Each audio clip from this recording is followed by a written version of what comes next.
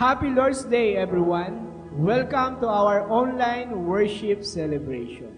Sabi po sa Nehemias, Kabanata 9, Talata 5, tumayo tayo at purihin ang Diyos nating si Yahweh. Purihin siya ngayon at magpakailanman. Purihin ang kanyang dakilang pangalan na higit na dakila sa lahat ng papuri. Hindi lang natin pupurihin ang Diyos ngayon, kundi pupurihin natin siya magpakailanman. Sapagkat karapat-dapat siyang alaya ng papuri at pagsamba. Tunay nga sa presensya ng Diyos may kagalakan, may kapayapaan, at may kalakasan. Amen?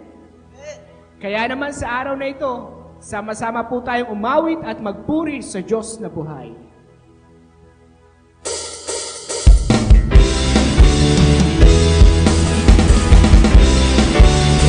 May galak, may saya, may tuwa sa piling ng Diyos. May galak, may saya, may tuwa sa piling ng Diyos. Sapagkat hirap ng puso ay naglalaho. May awit, may sayaw, at papuri para sa Diyos. Lahatin ng puso, pinagpalit ang mundo. Handog na ay kapayapaan, handog na ay kagalakan, handog na ay kalakasan, sa bawat pusong napapagat. Kaya ang awit ng papuri, awit ng pasasalamat, at ang awit ng pagsamba ay para lang sa Kanya. sa piling, palitan natin ang Diyos na buhay. May galak, may saya, may tuwa sa piling ng Diyos. May galak, may saya, may tuwa sa piling ng Diyos. Sapagkat hirap ng puso ay naglalaho. May awit, may sayaw, at papuri para sa Diyos. Lahatin ng puso, pinagpalit ang lubos. Handog na ay kapayapaan, handog na ay kagalakan, handog na ay kalakasan, sa bawat pusong napapagat. Kaya ng awit ng papuri, awit ng pasasalamat, at ang awit ng pagsamba ay para lang sa Kanya. Handog na ay kapayapaan, handog na ay kagalakan, handog na ay kalakasan, sa bawat puso napapagat. Kaya ang awit ng papuri, awit ng pasasalamat, at ang awit ng pagsamba ay para lang sa Kanya. Habang buhay, Habang buhay, papupurihan ka. Habang buhay, maglilingkod sa'yo. Habang buhay, maglilingkod sa'yo'y iaalay.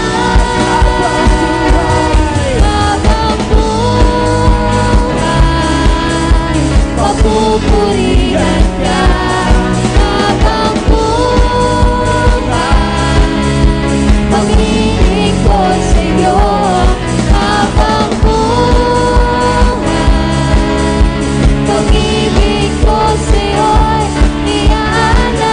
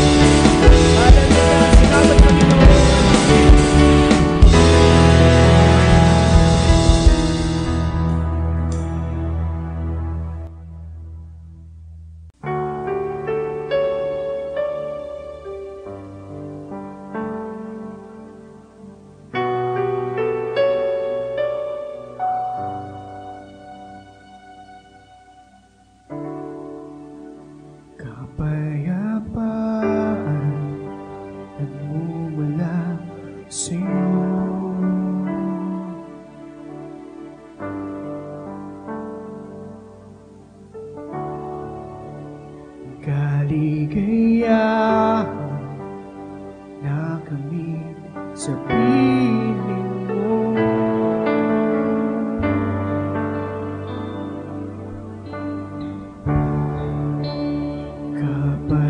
Kapayapaan nagmumula sa'yo.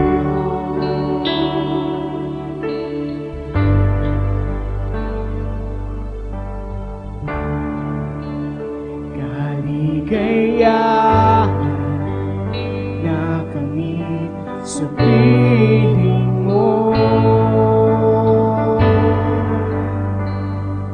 Wala nang hahanap iba, wala nang nanaisip pa, kundi mamalagi sa piling mo, aming Ama.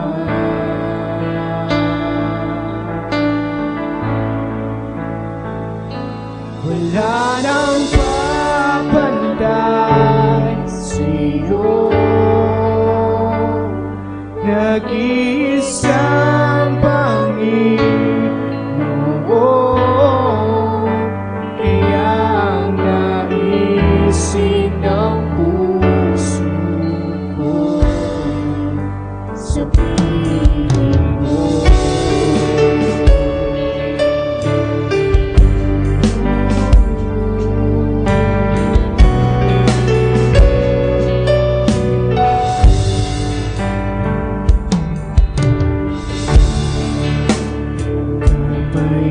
Kapayapaan nagmumula sa'yo.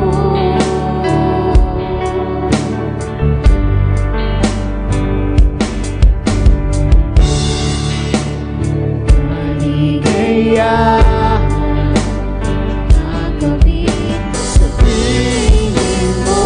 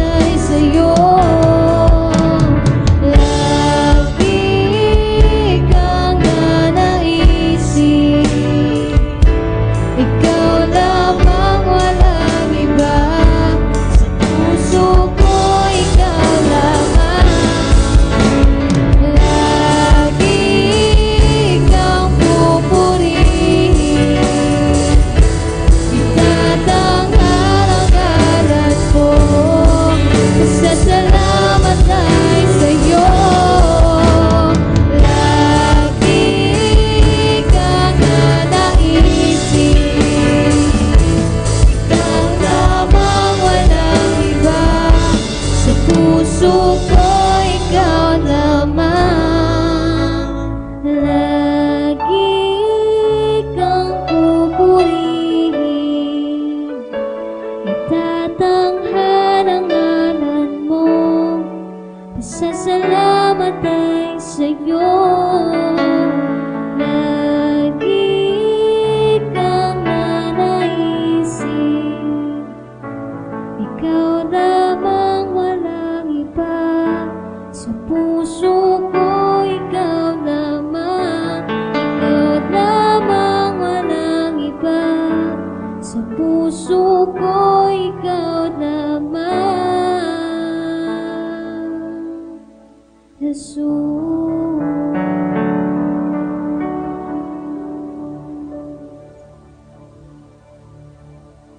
You are welcome to send your tithes and offering and your seed to the man of God.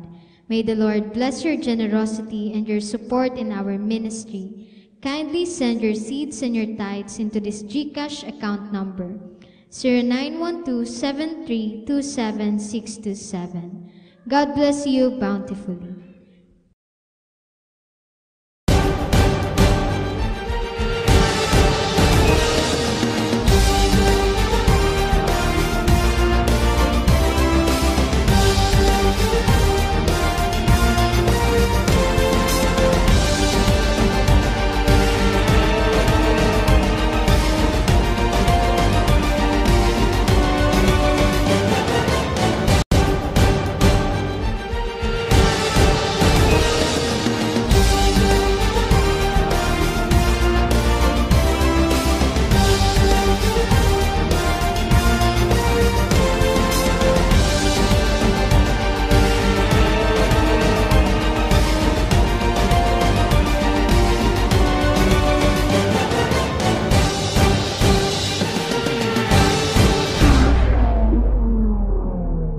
Happy Lord's Day po sa ating lahat. Pagpalain po tayo sa araw na ito. Sana kayo po ay patuloy na napagpapala ng ating gawain dito sa ating online worship celebration at sa ating on-site worship celebration. Napakahalaga po ng aking nais ibahagi sa araw na ito. My topic today is entitled, Loving God, the Greatest Purpose of Life. Loving God, the greatest purpose of life. Doctors are expert on giving medication. Civil engineers are expert on building structures. Lawyers are expert on court hearings and filing cases. But as a minister of God's Word, let me share on matters about God and about eternal life, by which doctors, lawyers, engineers, professionals have to listen to this. In Matthew 22, verse 35 to 38, ang sabi ng Bible, one of them, an expert in the law, tested him with this question, Teacher, which is the greatest commandment in the law? And Jesus replied, Love the Lord your God with all your heart, and with all your soul, and with all your mind. This is the first and greatest commandment. The background of my text today was the question of someone who was expert on the law, which God gave to Moses. Hindi lamang po yung 10 Commandments. There were about more than 600 commandments given by God to Israel na nakasulat sa aklat ng Torah or the 5 books of Moses. Ang Genesis, Deuteronomy, Exodus, Leviticus, and Numbers. It comprises about the civil law, ceremonial laws, and moral laws. 613 laws to be exact. This man asked Jesus, Good Master, What is the greatest commandment in the Scriptures? And Jesus replied, love the Lord your God with all your heart, with all your soul, and with all your mind. This is the first and greatest commandment. Ibigin mo ang Panginoon mong Diyos ng buong puso, buong kaluluwa, at buong pag-iisip. Ito ang una at pinakadakilang utos sa lahat ng kautusan. From this greatest commandment comes the greatest purpose of life.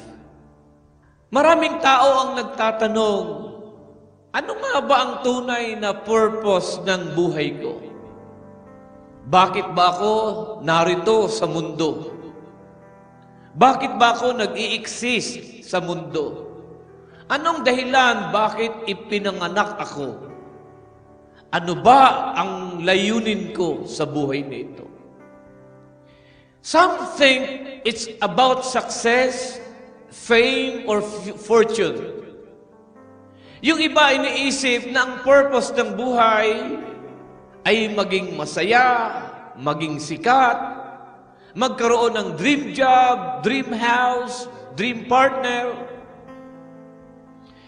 But these are all goals, not purpose. Maraming tao umiikot lang ang buhay sa goals. To have this, to have that, to become like this, to become like that, etc. Marami umiikot lang sa goals. Magkaroon ng bahay, magkaroon ng ganito kalaking ipon, makabili ng sasakyan, magkapamilya, etc. Pero kapatid, habang hindi masama ang mga bagay na ito, ngunit hindi ito ang pinakadakilang layunin ng buhay.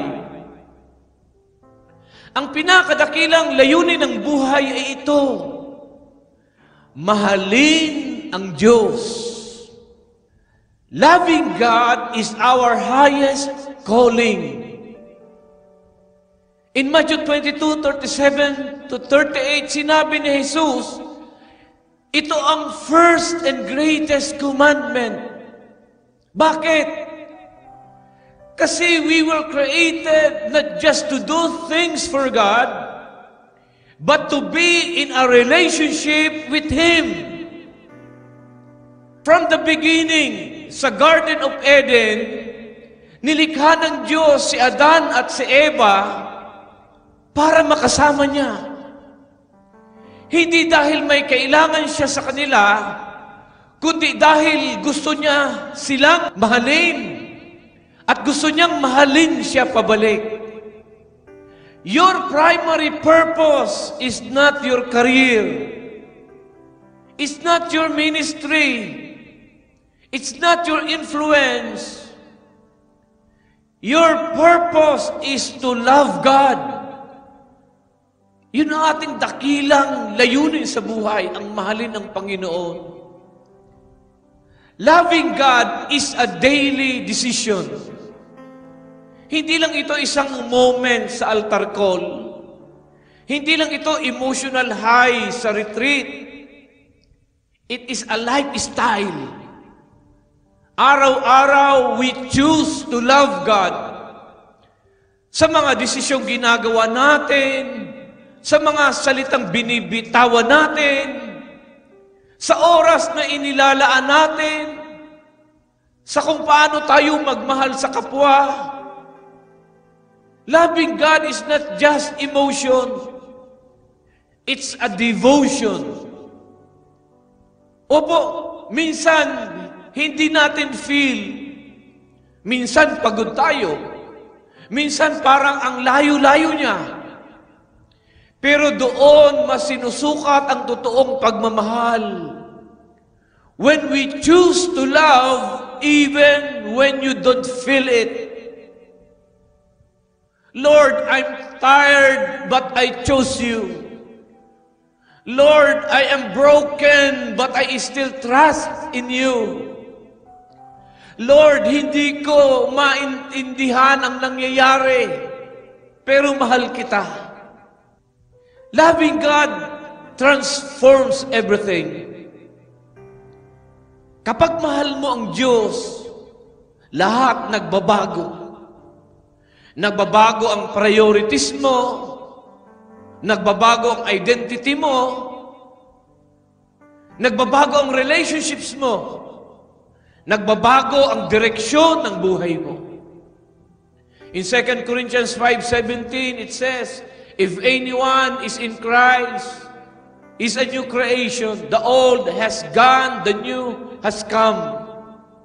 Kapag mahal mo ang Diyos, siguradong may pagbabagong mangyayari sa buhay mo. You cannot serve God and remain the same. You no longer live for yourself, but for Him. Loving God leads to obedience. In John 14:15, sabi ng Panginoon, if you love me, keep my commands. Hindi mo kailangang pilitin ang sarili mong sumunod sa Diyos kapag mahal mo siya. Obedience becomes a joy, not a burden. Kapag mahal mo ang Diyos, ang pagsunod ay isang kagalakan, hindi kabigatan. Loving God gives meaning even in pain. Loving God gives meaning even in pain.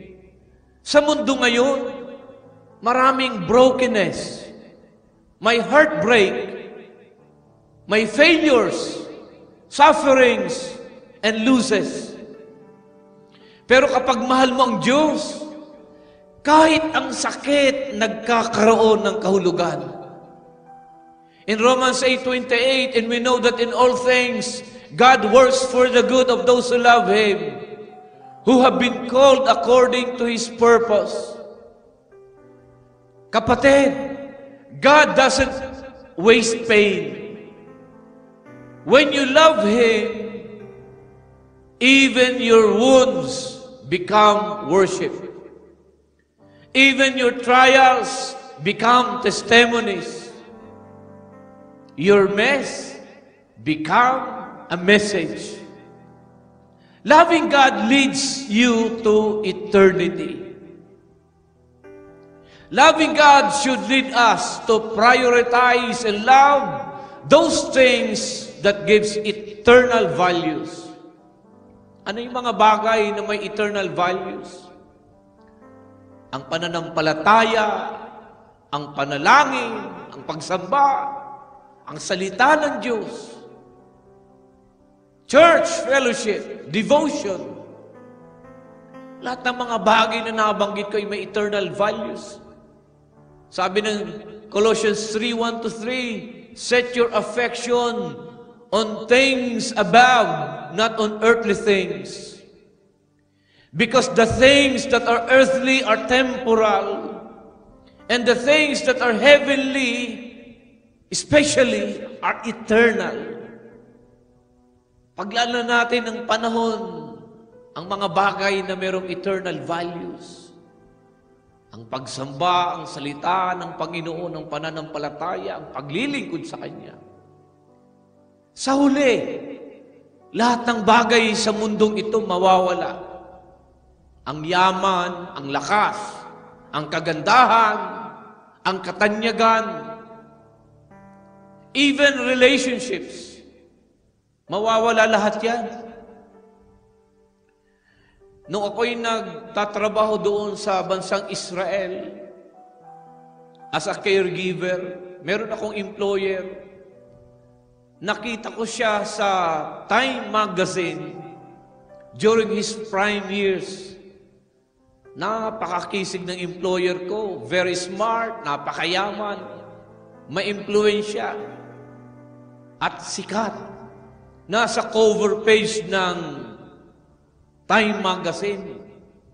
Hindi ka naman ilalagay doon kung hindi ka ordinaryong tao.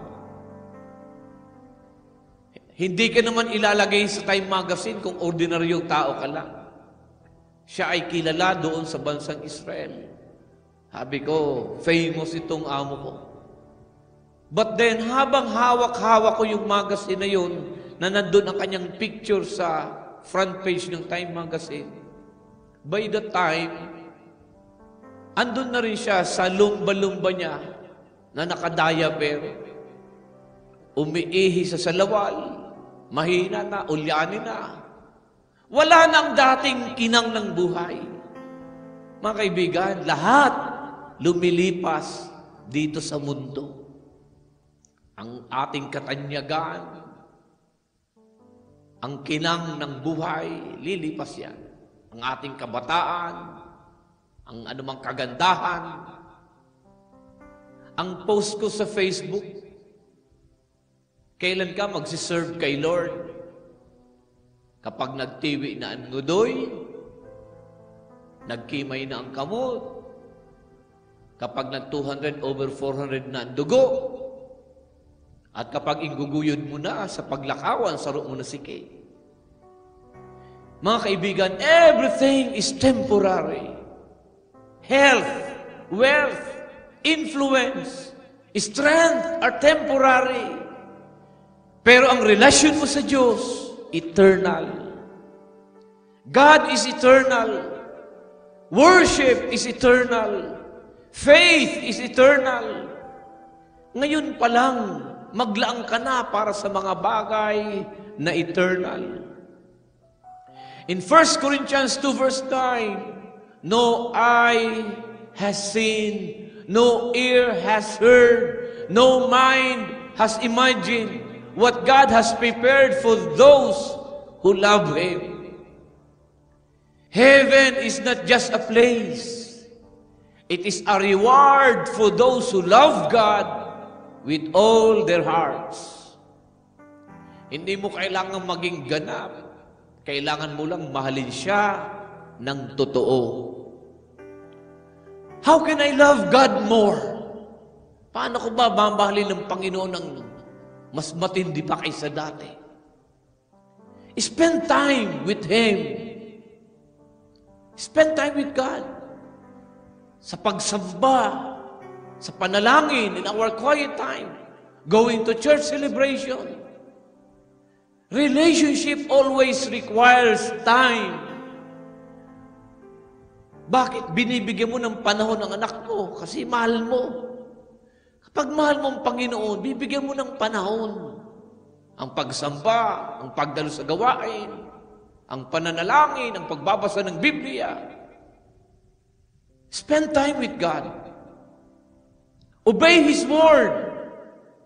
Sundin natin ang kalooban ng ating Panginoon. Love is shown in action. Serve. Forgive. Help. Be a blessing to others. Love others. You cannot love God and hate your neighbor. Hindi mo pwedeng mahalin ang Diyos at namumuhi ka sa iyong kapwa. Sabi ng Biblia, paano mo masasabing mahal mo ang Diyos na hindi mo nakikita? Samantalang yung kapwa mo na yung nakikita, hindi mo na mamahal. You cannot love God and hate your neighbor. Bless your neighbor. Do good to them. Be kind. Be honest. Share good things to them. Surrender your dreams. Sometimes loving God means letting go of your own plans and saying, Lord, Ikaw na ang bahala sa akin. Let go of your dreams. Hayaan mo ang mga panukala at magagandang plano ng Diyos ang mangyari sa buhay mo. Live with eternity in mind. Don't waste your life chasing temporary things. Huwag mong sayangin ang buhay sa kaabot sa mga bagay na material. Kapatid, buhay ka hindi lang para mabuhay. Buhay ka para mahalin ang Diyos with all your heart, all your soul, and all your mind. When you love God, you will discover your true identity, your true purpose, and your eternal destiny. Kung nalilito ka ngayon, kung parang lost ka, huwag ka nang maghanap ng purpose sa ibang bagay. Loving God is the greatest purpose of life. At kung ang Diyos ay mahal mo, sa Kanya dapat umiikot ang buhay mo. Kaibigan, kapatid, hindi siya last option kapag may sakit ka na. Hindi siya last option kapag baldado ka na, matanda na at mahina na. Habang may lakas ka pa, magmahal ka na sa Kanya. At tandaan mo, minahal ka muna niya. Kaya ngayon, panahon na para ibalik mo ang pagmamahal na yon. In my final verse, 1 John 4:19, sabi ng Bible, we love Him because He first loved us. Pagpalain po tayo ng Panginoon, palapakan natin ang Panginoong Diyos. Hallelujah! Magsitayo, itaas ang mga kamay at ako'y nagdideklara. Ang kapayapaan ng Panginoon ay sumaating lahat, ang panatag na puso, ang matiwasay na pag-iisip, ang masayang kalooban at malakas na pangangatawan, ang pinagpalang buhay at kabuhayan ay dumaloy sa iyo at sa iyong sambahayan. Pakaingatan ka ng Diyos sa isang buong linggong darating at ang kapayapaan niya maghari sa atin. Tanggapin natin lahat ito sa pangalan ng Ama, ng Anak at ng Espiritu Santo. Lahat ay magsabi ng Amen. Happy Lord's Day. Happy Lord's Day.